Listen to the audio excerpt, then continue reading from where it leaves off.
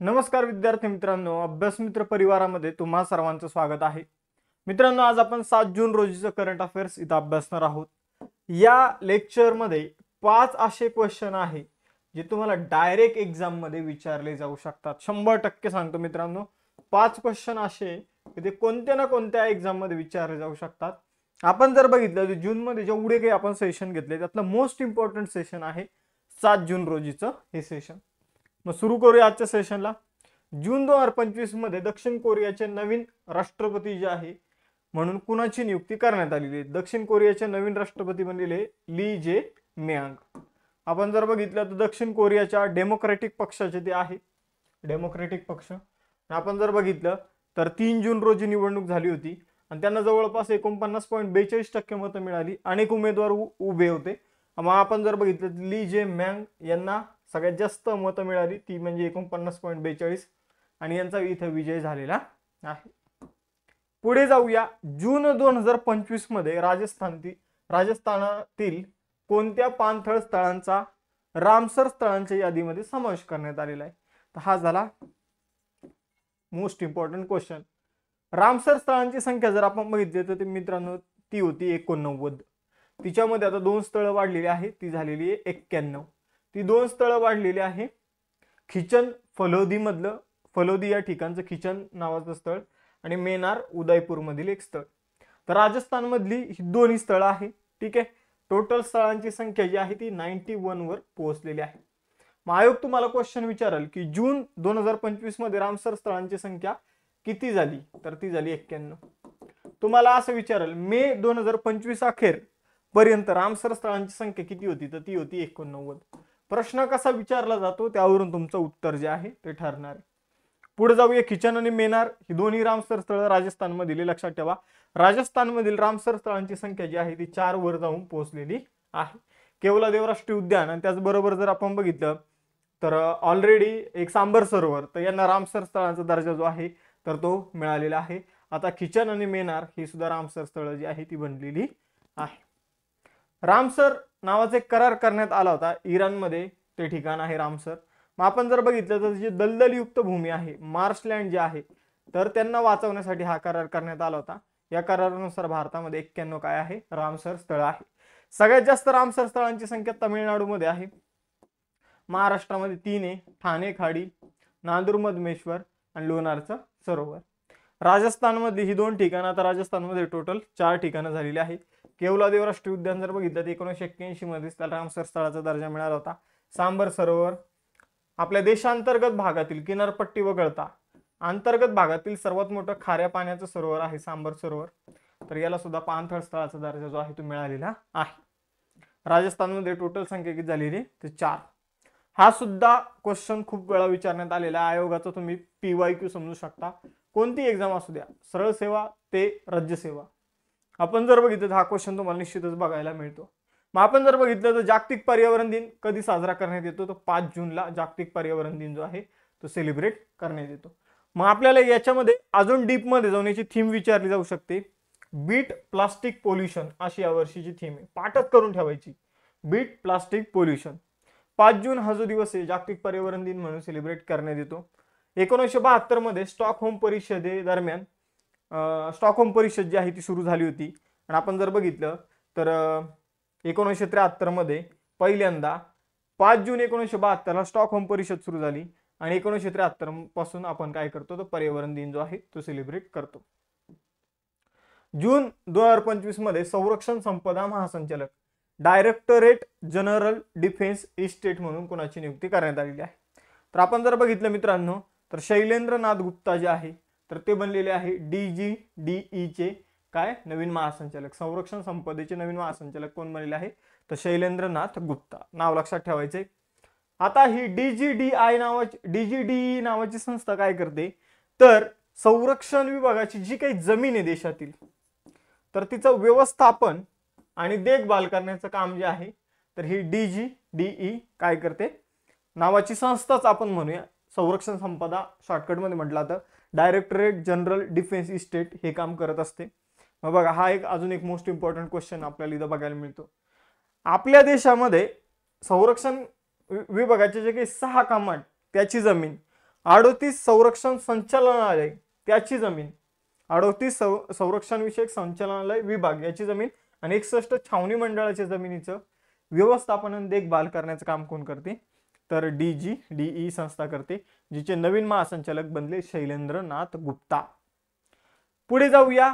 US India strategic partnership forum global leadership award कुणाला मिळालेला आहे, तर बघा मित्रांनो, US India strategic partnership forum मध्ये ग्लोबल लीडरशिप अवॉर्ड जो आहे तर तो मिळालेला आहे कुमार मंगलम बिर्ला यांना.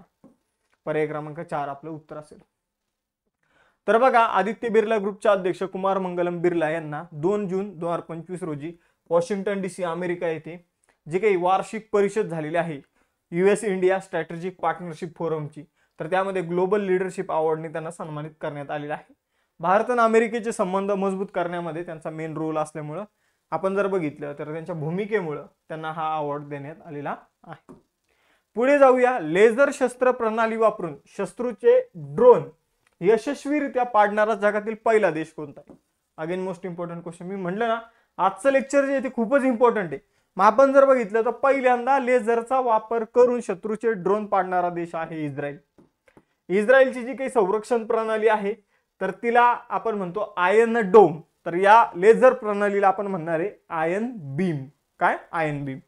तर लक्षात ठेवा, आपण जर बघितलं तर गाझामध्ये जे काही इस्रायल आणि गाझाचं जे काही भांडण चालू आहे, तिथं जे काही आपण म्हणूया पॅलेस्टाईनच्या मुद्द्यावरून म्हणा किंवा जी हमास नावाची संघटना आहे तिच्यासोबत म्हणा, तर त्यामध्ये इस्रायलने या लेझर शस्त्राचा वापर जो आहे तो केलेला आहे. यानंतर पुढे जाऊया.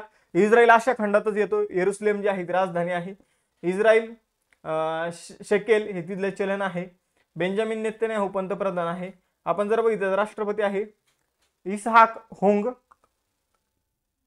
एकच मिनिट, हा, आणि संसद आहे नेसेट. पुढे जाऊया. बघा, लेक्चर मध्ये अजून पुढे जाण्याच्या अगोदर अजून 6 क्वेश्चन बाकी आहे. आजपासून राज्यसेवेची डिस्क्रिप्टिव्ह पॅटर्नची 2.0 बॅच सुरू होत आहे. आता 10 वाजता ऍडमिशन सुरू होतील. पहिले 100 विद्यार्थ्यांना फी मध्ये डिस्काउंट असेल. फी मध्ये डायरेक्ट 50% ऑफ असेल. 10,000 रुपये फी आहे. डायरेक्ट 50% ऑफ पहिल्या विद्यार्थ्यांना. आणि तुम्ही CJ लाईव्ह नावाचं कुपन कोड यूज करा. ते कुपन कोड यूज केल्यानंतर अजून तुम्हाला यामध्ये ऑफ जे आहे ते मिळणार आहे. त्याचबरोबर सेम कंबाईन साठी फाउंडेशन बॅच 3 सुरू होत आहे. हिची फी जर बघितलं तर हिची फी 6,000 रुपये आहे, पण तुम्हाला ही फक्त 2,999 मध्ये मिळणार आहे. CJ लाईव्ह तुम्ही इथं पण यूज करा, तुम्हाला इथं पण फी मध्ये डिस्काउंट मिळेल. आणि त्यानंतर कंबाईन ग्रुप सी ची बॅच सुरू होणार आहे. तर सगळे डिस्काउंट वगैरे यूज केल्यानंतर तुम्हाला ही बॅच जी आहे ती 999 रुपयामध्ये कमीत कमी पैशामध्ये मिळून जाईल. ठीक आहे. तर या सगळ्या बॅचेस ज्या आहेत ते सुरू होत आहे. सगळ्यांनी या बॅचेसचा लाभ घ्या. जवळपास या बॅचेसची 1200 रुपयाच्या आसपास असेल, पण तुम्ही ऑलरेडी डिस्काउंट असेल दिले 3,000 रुपयाची फी आहे. ऑलरेडी डिस्काउंट असेल आणि तुम्ही कुपन यूज करा, तुम्हाला ही बॅच 1000 रुपयामध्येच मिळून जाईल. तर बघा, त्याचबरोबर या बॅचेसमध्ये या नोट्स असतील, रिव्हिजन नोट्स, आम्ही यांना अपडेट करत राहणार आहोत. एक्झाम झाली की अपडेट, एक्झाम झाली की अपडेट. आणि जर तुम्ही नोट्स पॅक घेतला तर त्यामध्ये सुद्धा तुम्हाला या नोट्स मिळून जातील. पुढे जाऊया. बघा, हा पण क्वेश्चन तुम्हाला एक्झाम मध्ये डायरेक्ट दिसणार. जून 2025 मध्ये वक्फ मालमत्तेच्या नोंदणीसाठी केंद्र सरकारने कोणते पोर्टल सुरू केले. वक्फ बोर्ड वगैरे तुम्ही ऐकलं असेल, खूप चर्चेमध्ये होतं. वक्फ म्हणजे काय, तर वक्फ म्हणजे एखादा मुस्लिम व्यक्ती आहे ज्याला आपल्या धर्मासाठी आपली जमीन दान करायची, त्यासाठी शब्द वापरला जातो वक्फ. आणि त्यासाठी ती जी जमीन दान केलेली आहे तर ते मॅनेज करण्यासाठी तयार करण्यात आलेली बॉडी आहे, ते आहे वक्फ बोर्ड. तर वक्फ बोर्ड आपण जर बघितलं तर वक्फ बोर्डला काय करण्यात आलं होतं, अनलिमिटेड पॉवर्स जे आहे ते देण्यात आल्या होत्या. म्हणजे वक्फ बोर्ड जी आहे ती कोणत्याही जमिनीला आपली जमीन म्हणून डिक्लेअर करण्याचे त्यांच्याकडे अधिकार होते. म्हणजे असं काही त्यांच्यासाठी फ्रेमवर्क जे आहे, स्ट्रक्चर जे आहे ते तयार नव्हतं. तर वक्फ बोर्ड विषयी एक बिल पारित करण्यात आलं, त्यानुसार ते एक फ्रेमवर्क जे आहे ते ठरवण्यात आलं. मग त्यामुळं पहिली गोष्ट तर जे काही वक्फ बोर्डच्या जमिनी असणार आहे, वक्फ मालमत्ता जी असणार आहे, तर त्यासाठी आता एक पोर्टल बनवलं जाते ज्यावर नोंदणी केली जाईल की हा बाबा या जमिनी ज्या आहे ते वक्फच्या अंडर येतात. ठीक आहे. नाही तर त्याविषयी प्रॉपर काही नव्हतं. ठीक आहे, असंच ही जमीन याची, ती जमीन त्याची, तर असंच होतं. म्हणजे आपण जर बघितलं त्याला आता त्यासाठी प्रॉपर फ्रेमवर्क तयार केलं जात आहे. ठीक आहे. मग आपण जर बघितलं तर उम्मीद नावाचं पोर्टल जे आहे ते सुरू केलं जात आहे. उम्मीदचा फुल फॉर्म आहे, आता उम्मीद अशा प्रकारे हे पोर्टल असणार आहे. तर U for unified work, M for management, त्यानंतर ई फॉर एम्पॉवरमेंट, दुसरं E for efficiency and D for development. तर unified work management empowered efficiency and development असा याचा फुल फॉर्म असणार आहे. फुल फॉर्मवर प्रश्न विचारला जातो, फुल फॉर्मवर प्रश्न विचारला जातो, लक्षात ठेवा. मग आपण जर बघितलं तर उम्मीद पोर्टल जे आहे ते सुरू करण्यात आलेलं आहे, ज्यामध्ये सर्व वक्फ मालमत्तेची नोंदणी 6 महिन्याच्या आत करणं बंधनकारक करण्यात आलेलं आहे. बघा पुढचा क्वेश्चन, 51वी वार्षिक G7 शिखर परिषद 2025 कुठे आयोजित केली जाणार आहे? हे सुद्धा खूप चर्चेमध्ये, अत्यंत चर्चेमध्ये असणारी न्यूज आहे. आपण जर बघितलं तर G7 शिखर परिषदेला भारत जो आहे तो जाणार नाही, भारताला बोलवलं नाही, अशी चर्चा पाकिस्तानने, असा प्रोपगंडा जो आहे तो पसरवणं सुरू केलेला आहे. मग मोदीजींनी कालच याविषयी भाष्य केलेलं आहे, असं काही नाही आम्हाला बोलवलं होतं पण आम्ही मनानेच जात नाहीये. तर ही परिषद जी आहे ती कॅनडामध्ये आयोजित केली जात आहे. तर लक्षात ठेवा, आपण जर बघितलं 15 ते 17 जून या दरम्यान कॅनडामध्ये G7 ची जी काही बैठक आहे, परिषद आहे वार्षिक, तर ती कनानास्किस या ठिकाणी आपण जर बघितलं तर आयोजित केली जाणार आहे. यापूर्वी कॅनडामध्ये 2002 साली G7 ची आपण जर बघितलं तर 28वी परिषद आयोजित करण्यात आली होती. आता 51वी जी आहे ती आयोजित करण्यात येणार आहे. 50वी परिषद जी आहे ती इटलीमध्ये आयोजित करण्यात आली होती. G7 मध्ये कोणकोणते देश येतात? तर G7 मध्ये जर बघितलं तर नॉर्थ अमेरिका जो काही कॉन्टिनेंट आहे तर त्यामधले कॅनडा आणि US. त्यानंतर एशिया मधला एकच देश आपल्याला इथं बघायला मिळतो, जपान. त्यानंतर युरोपमध्ये मग तुम्हाला फ्रान्स, जर्मनी, इटली आणि युनायटेड किंगडम हे युरोप मधले 4 देश बघायला मिळतात. तर उत्तर अमेरिका खंडातले जर बघितलं तर 2, आशियातला 1 आणि इथं युरोप मधले 4. म्हणजे आपल्याला इथं जर बघितलं तर आफ्रिका मधला एक पण देश बघायला मिळत नाही, साऊथ अमेरिका खंडातला एक पण देश आपल्याला इथं बघायला मिळत नाही, आणि ऑस्ट्रेलिया खंडातील सुद्धा एक पण देश आपल्याला इथं बघायला मिळत नाही. म्हणजे आपण जर बघितलं तर जे काही 7 कॉन्टिनेंट आहे, आता 8वा अलीकडे शोध लागलेला आहे 8वाचा, तर जे काही कॉन्टिनेंट आहे त्यापैकी 3 कॉन्टिनेंट मधलेच देश आपल्याला यामध्ये बघायला मिळतात. G7 देश 50वी इटलीमध्ये झाली होती हे मी तुम्हाला सांगितलं. तर आजकाल आपल्याला या आंतरराष्ट्रीय संघटना ज्या आहे मेन ज्यांचे सदस्यावर प्रश्न विचारला होतो, देशांवर प्रश्न विचारला होतो, कोण सदस्य आहे कोण नाही, मग याच्यावर सुद्धा प्रश्न येऊ शकतो. मे 2025 मध्ये international institute of administrative science चे अध्यक्ष म्हणून कोणाची निवड झालेली आहे? तर international institute of administrative science आंतरराष्ट्रीय लेवलवरची संस्था आहे, तिचे नवीन अध्यक्ष बनलेले व्ही श्रीनिवास. तर बघा भारतातर्फे व्ही श्रीनिवास निवडणुकीला उभे होते आणि ऑस्ट्रेलियाची एक व्यक्ती निवडणुकीला उभे होते. तर त्या निवडणुकीमध्ये व्ही श्रीनिवास यांनी 141 मतांपैकी 87 मतं जिंकून जवळपास 61% मतं मिळवली आणि ते बनलेले आहे इंटरनॅशनल इन्स्टिट्यूट ऑफ ऍडमिनिस्ट्रेटिव्ह सायन्सचे नवीन अध्यक्ष. कोणत्या राज्य सरकारने नागरिक केंद्रित अवेअर प्लॅटफॉर्मसाठी इस्रोच्या सतीश धवन अंतराळ केंद्रासोबत 5 वर्षासाठी करार केलेला आहे? तर अवेअर प्लॅटफॉर्म जो आहे तर तो खरंच अवेअर करण्यासाठी, या राज्यातील नागरिकांना अवेअर करण्यासाठी, कशाबाबत? तर हवामानाबाबत, ठीक आहे, जे काही हवामान बदलणार आहे त्याबाबत. तर एक करार जो आहे तो इस्रो सोबत केलेला आहे आंध्र प्रदेशने. तर आंध्र प्रदेशचे जर आपण बघितलं तर मुख्यमंत्री तुम्हाला इथं बघायला मिळत असेल. तर आपण जर बघितलं तर अवेअरचा फुल फॉर्म आहे Andhra Pradesh weather forecasting and early warning research centre. यासाठी आंध्र प्रदेश आणि इस्रोने मिळून काय केलेलं आहे तर एक MOU म्हणजे मेमोरंडम ऑफ अंडरस्टँडिंग साइन केलेला आहे. करारच असतो, 5 वर्षासाठी हा करार जो आहे तो करण्यात आलेला आहे.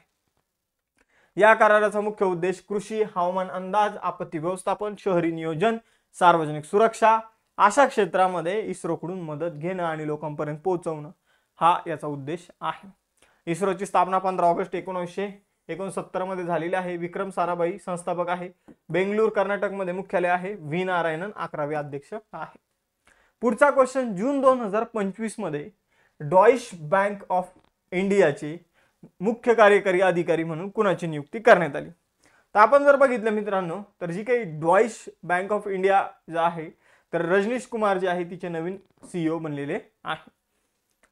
ठीक आहे, तर आपण जर बघितलं स्टीफन शेफर, रजनीश कुमार नाही, स्टीफन शेफर जे आहे तर ते डॉइश बँक ऑफ इंडियाचे नवीन कोण बनलेले आहे तर CEO बनलेले आहे.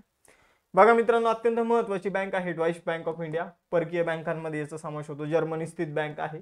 तर तिचे आपण जर बघितलं मुख्य कार्यकारी अधिकारी जे आहे भारतातील त्यांच्या ग्लोबल कॅपिटल सेंटरचे मुख्य कार्यकारी अधिकारी म्हणून स्टीफन शेफर यांची नियुक्ती करण्यात आलेली आहे.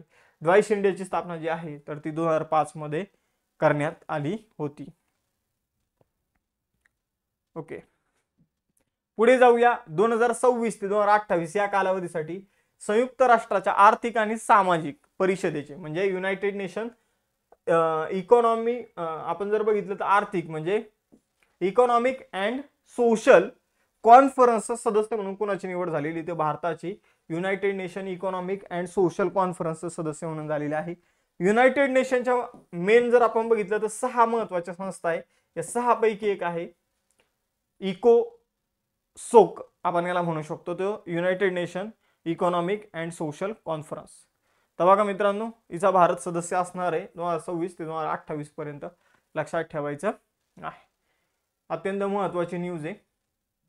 पुढे जाऊया. भारताची जे आहे बहुमताने निवड करण्यात आलेली आहे. आता टेस्ट क्वेश्चन जे तर ते तुमच्यासाठी असे, नीट लक्ष द्या. उमेद पोर्टल कशासाठी सुरू करण्यात आलेलं आहे हे तुम्हाला सांगायचंय. पर्यावरण दिन तारीख आणि थीम ती तुम्हाला सांगायची. रामसर स्थळांची संख्या जून 2025 मध्ये तुम्हाला सांगायची आहे. आणि G7 चे देश हे तुम्हाला सांगायचे. ज्याचं उत्तर परफेक्ट असेल 4 पण गोष्टी तर त्याला आपण एक हार्ट देऊया. ठीक आहे, तर थांबूया मग. सेशन आवडला असल्यास लेक्चर लाईक करा, चॅनलला सबस्क्राईब करा आणि बॅच जॉईन करायचं असेल तर आताच ॲप्लिकेशन डाउनलोड करा म्हणजे तुम्हाला डिस्काउंट मिळेल. टेलिग्राम चॅनलवर या लेक्चरची PDF तुम्हाला मिळून जाईल. थांबूया मग आता, आपण इथं भेटूया नेक्स्ट सेशनमध्ये. चलो बाय बाय एव्हरीवन, जय हिंद.